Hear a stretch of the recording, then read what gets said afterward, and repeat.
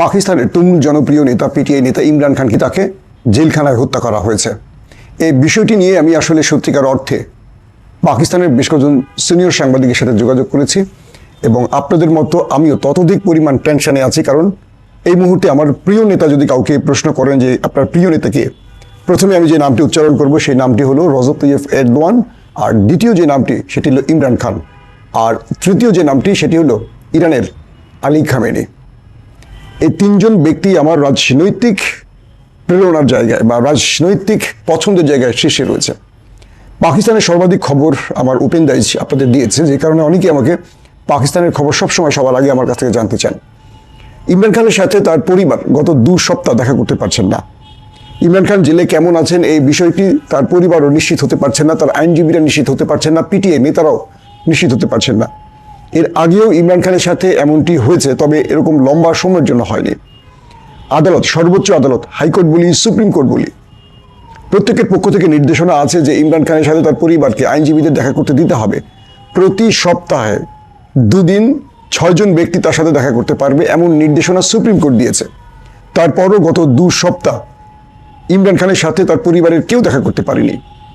যখন দেখা করতে পারেনি তখনই প্রশ্ন এসছে যে ইমরান খান কেমন আছেন, তিনি কি অসুস্থ, তিনি কি বেঁচে আছেন, নাকি তাকে বিষ প্রয়োগে হত্যা করা হয়েছে। নানান রকম প্রশ্ন উঠেছে। ইমরান খানের 3 বোন যারা গত কয়েকদিন ধরে ইমরান খানের যে জেলে অবস্থান বা তাকে যে জেলে রাখা হয়েছে আডিয়ালা জেল, সেই জেলের বাইরে তারা শান্তিপূর্ণ বিক্ষোভ করেছেন এবং তাদের উপর পাকিস্তানের প্রশাসন, আইন শৃঙ্খলা বাহিনী, ফ্যাসিস্ট সরকার, আসিফ মনির এবং শাহবাজ শরীফ সরকার তাদের উপর আক্রমণ করেছে, তাদেরকে মারধর করেছে, নির্যাতন করেছে। চিন্তা করেন, যাদের বয়স 60-70-এর উপরে, বৃদ্ধ ইমরানের 3 বোন, তাদের উপরে পাকিস্তানের সরকার হামলা করেছে যখন তারা তার ভাই কেমন আছে বা তার সাথে দেখা করার আইনি অনুমতি থাকার পরও দেখা করতে পারছে না, তখন তারা শান্তিপূর্ণ জেল গেটের সামনে বিক্ষোভ করছেন, তখন তাদের উপর আইন শৃঙ্খলা বাহিনী হামলে পড়েছে। মানে বাংলাদেশ আর পাকিস্তানের মধ্যে কোনো মিল পান, শেখ হাসিনার বাংলাদেশ আর আসিফ মনিরের পাকিস্তান যেন সেম টু সেম। যেখানে পাকিস্তানের সর্বোচ্চ আদালত নির্দেশনা দিয়েছে প্রতি সপ্তাহে 2 বার ইমরান খানের সাথে 6 জন ব্যক্তি দেখা করতে পারবে, সেখানে আজ 2 সপ্তাহের অধিক সময়, 2 সপ্তাহেরও বেশি হয়ে গেছে, ইমরান খানের সাথে তার পরিবার, তার আইনজীবী কিংবা পিটিআই নেতাকর্মী কেউ দেখা করতে পারছেন না। তখনই প্রশ্নটি উঠেছে। এরই মধ্যে আফগানিস্তান এবং পাকিস্তানের সোশ্যাল মিডিয়াগুলো জোরে সোরে প্রচার করছে যে জেলখানায় ইমরানকে হত্যা করা হয়েছে। পাশাপাশি ভারতের সবচেয়ে জনপ্রিয় গণমাধ্যম এনডিটিভিও সংবাদ করছে যে ইমরান খানের ভাগ্য অনিশ্চিত, মানে তিনি বেঁচে আছেন না মরে গেছেন এই বিষয়টিও নিশ্চিত নয়। পাকিস্তানের পিটিআই নেতারা এখন ক্রমান্বয়ে জড়ো হচ্ছেন আডিয়ালা জেল কেন্দ্রিক। বিভিন্ন জায়গায় ক্ষোভের সৃষ্টি হয়েছে, মানুষের মধ্যে ব্যাপক উত্তেজনা বৃদ্ধি পাচ্ছে ইমরান খান বেঁচে আছেন কি নেই।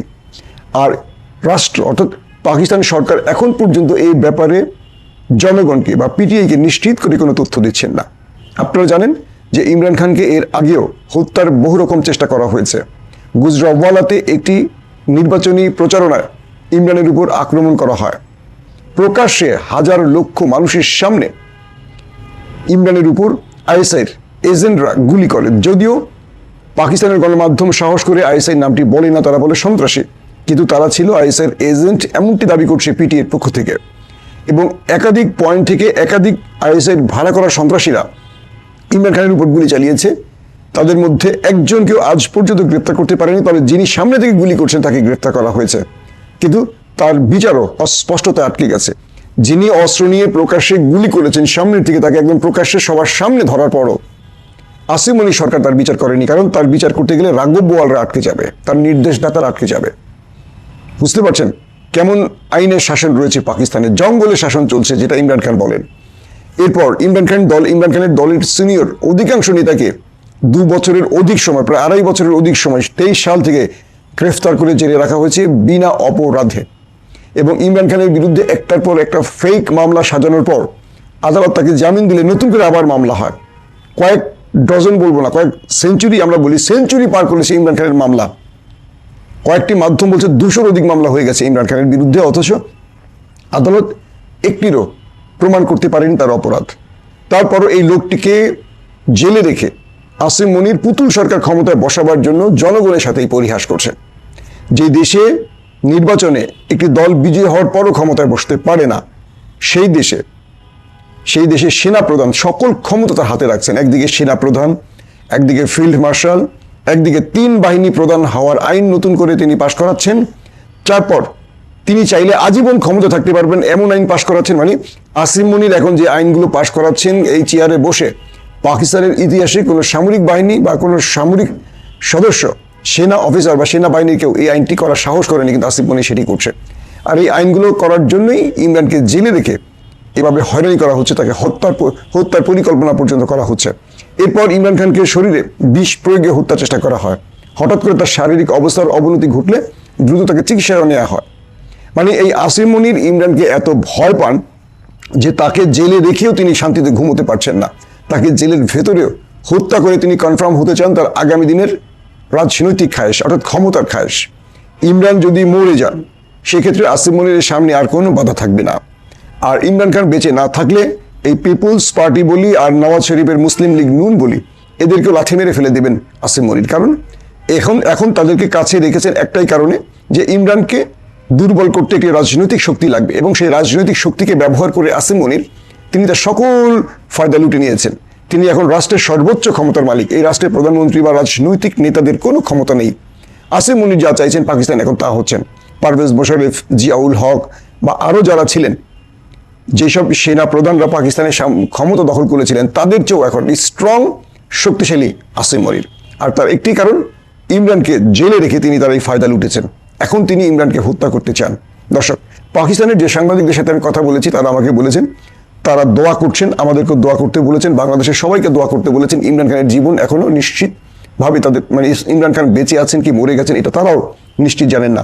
ভারতীয় বা বিভিন্ন গণমাধ্যম ইমরান খানের জীবন সংখ্যা নিয়ে প্রশ্ন তুলেছেন, উদ্গ্রীব তারা এখন বিভিন্নভাবে তথ্য নেওয়ার চেষ্টা করছেন, কিন্তু পাকিস্তান সরকার এই ব্যাপারে কোনো কিছু বলছেন না। এখন তারা কি ইমরানের উপর এমন কোনো অত্যাচার হয়েছে বা এমন কিছু হয়েছে যে তিনি খুবই অসুস্থ, অথবা ইমরান মারা গেছেন, অথবা ইমরানকে আটকে রেখে মৃত্যুর গুজব ছড়িয়ে তারা মানুষের পালস বোঝার চেষ্টা করছেন যে ইমরানকে মেরে ফেললে আসলে জনগণ কী প্রতিক্রিয়া দেখাবে, এটি তারা বোঝার চেষ্টা করছেন কিনা, এমনটিও প্রশ্ন আছে। তো সব কিছু মিলে একটি ব্যাপার এখন তৈরি হয়েছে যে ইমরান খান কেমন আছেন এটি আসলে এখন বলা মুশকিল। ইমরান খানের ভক্তরা বা পিটিআই নেতাকর্মীরা এখন ইমরান খানের জন্য দোয়া করছেন। হাজারো পিটিআই নেতাকর্মী এখন সড়কে আসছেন, নতুন করে আন্দোলন সৃষ্টি হচ্ছে পাকিস্তানে। আড়িয়ালা জেলের সামনে এখন বিক্ষোভ চলছে, পাকিস্তানের বিভিন্ন পয়েন্টে এখন বিক্ষোভ চলছে, আন্দোলন চরম আকার ধারণ করছে। পিটিআই তার প্রিয় নেতার জন্য রক্তের শেষ বিন্দু দিয়ে লড়াই করতে প্রস্তুতি নিচ্ছে, এবং বলা হচ্ছে যে ইমরান খান যদি আল্লাহ না কোনো খারাপ দুর্ঘটনার শিকার হয়, তাহলে পাকিস্তান দেশটির মধ্যে একটা বড় রকম অরাজকতার সৃষ্টি হবে। আবার সেই অরাজকতার সৃষ্টির সুযোগটিও আফগান ভারত নিতে পারে। এই মুহূর্তে যদি ইমরান খানের কিছু ঘটে যায়, আসিফ মনির বুঝতে পারছেন না যে দেশটা ৭১-এর মতো আবারও ভেঙে টুকরো টুকরো হয়ে যাবে। একেবারে টুকরো টুকরো বলতে কি, পাকিস্তান আর শক্তি নিয়ে দাঁড়াতে পারবে না। আসিফ মনিরের মানে ক্ষমতার যে অবৈধ ক্ষমতা দখলের যে স্বাদ, এটাও মিটে যাবে। আমরা আশা করব ইমরান খান সুস্থ আছেন, ভালো আছেন। আল্লাহ তাকে এই জাতির জন্য, এই উম্মার জন্য বাঁচিয়ে রাখবেন। আমরা তার জন্য অবশ্যই দোয়া করব। প্রত্যেকে ভালো থাকবেন। আল্লাহ হাফিজ।